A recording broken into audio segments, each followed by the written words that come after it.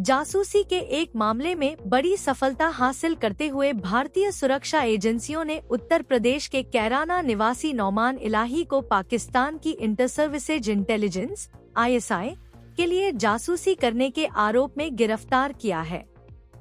खुफिया और कानून प्रवर्तन इकाइयों द्वारा किए गए व्यापक अभियान के बाद हरियाणा के एक स्थान से गिरफ्तारी की गई।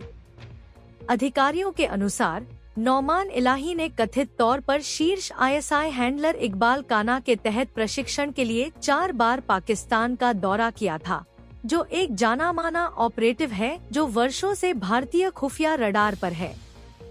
भारत में अपने प्रवास के दौरान इलाही ने विभिन्न स्थानों पर एक स्ट्रीट वेंडर के रूप में खुद को छिपाकर रखा और इस भेष का उपयोग करके अपने गुप्त अभियानों को बिना किसी की नजर में आए अंजाम दिया।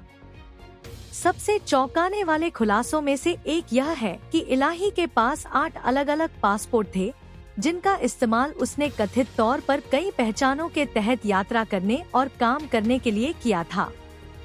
अधिकारियों का मानना है कि इन दस्तावेजों ने उसे अपना कवर बनाए रखने और संदेह पैदा किए बिना सीमा पार जाने में मदद की।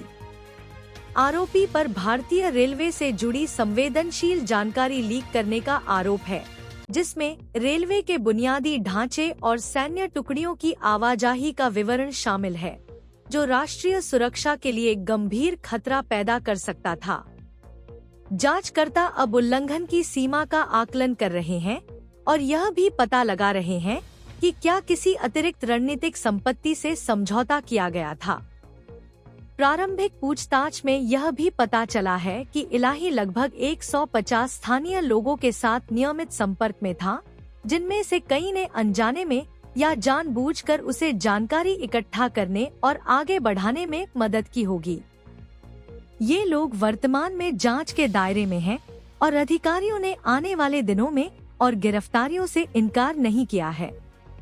माना जाता है कि इलाही सीधे इकबाल काना को रिपोर्ट कर रहा था, जो पहले आतंकवाद के वित्तपोषण, तस्करी और भारत को निशाना बनाने वाले जासूसी नेटवर्क को संगठित करने से जुड़ा हुआ था। पाकिस्तान में इलाही के प्रशिक्षण की प्रकृति और गहराई एक अत्यधिक संगठित जासूसी नेटवर्क का संकेत देती है। कानून प्रवर्तन एजेंसियां अब भारत में संचालित किसी भी ISI से जुड़े सेल को खत्म करने के लिए खुफिया शाखाओं के साथ समन्वय कर रही हैं। इस गिरफ्तारी को देश को निशाना बनाने वाली विदेशी जासूसी गतिविधियों पर चल रही कार्रवाई में एक बड़ी सफलता माना जा रहा है। आगे की जांच चल रही है और आधिकारिक गोपनीयता अधिनियम और भारतीय दंड संहिता की संबंधित धाराओं के तहत मामला दर्ज किया गया है। इलाही को जल्द ही अदालत में पेश किए जाने की उम्मीद है, जहां पुलिस विस्तृत पूछताछ के लिए हिरासत बढ़ाने की मांग कर सकती है।